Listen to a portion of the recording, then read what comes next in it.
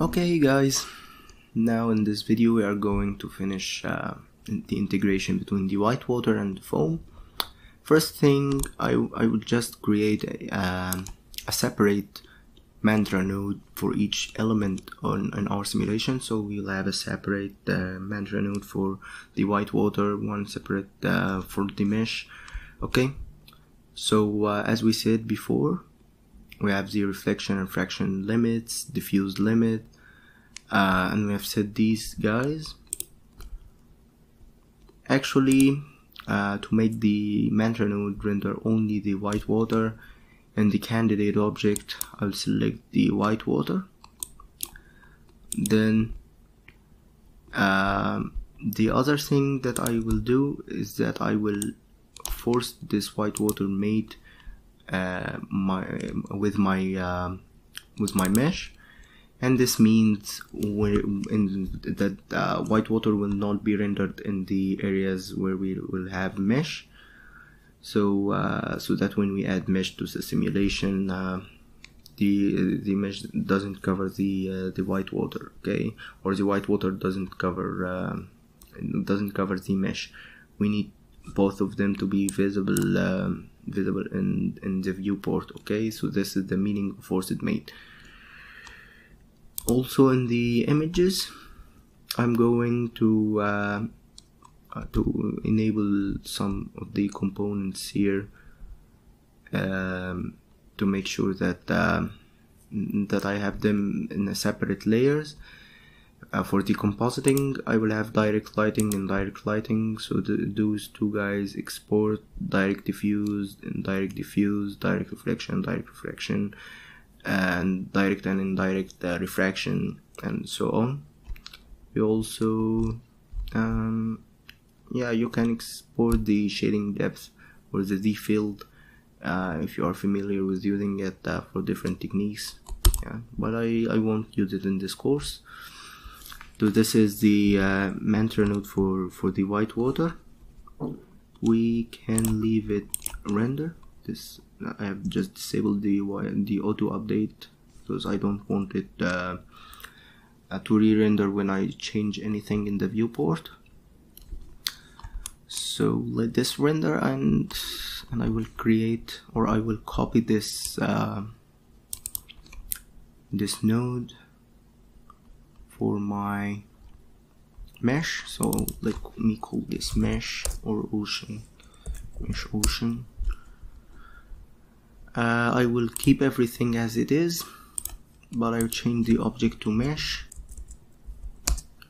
Then I want my mesh to be forced phantom with my white water and my ground.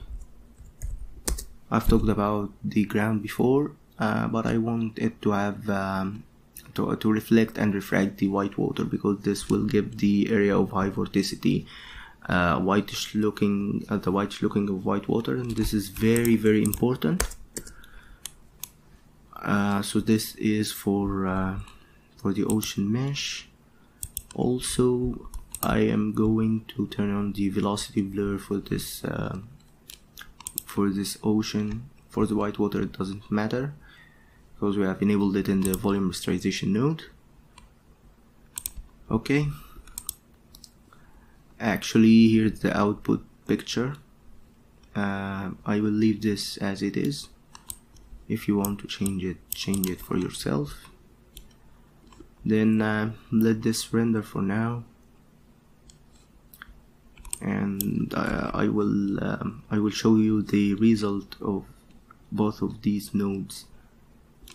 For this for the ocean, it's the reflection and refraction limits. I have to revert these to default in order to have good reflection, because you see here they are very pale now without reflections and refractions. So now I will render again the ocean with these two settings. So now, as you can see, this is the foam, and as you can see, there's gaps. There are gaps here in the areas where the mesh, where there is mesh, and here is the mesh with the foam and the reflection and refraction. Actually, I will not let the render finish, and I will change the reflection limit and refraction limit to 2 and 2 because 10 is very big and will take a lot of time. So here we go. Now we still have two things. We still want to add the navy plane and composite the simulation, which is going to be easier than the whole things that we have done so far. Okay, in the mesh ocean here, yeah, this ray limit here is the most important settings that you may miss, and it will ruin all the rendering if you don't choose it. Now this is with reflection limit of 2 and refraction limit of 2. We have now more specular, and yeah, this is what we need. When we increase it a lot, the bouncing of rays may induce different or very strange effects, so I will just make them 2 by 2, and the diffuse limit is 1. This is for this video. In the next video we are going to add our navy plane. Thank you.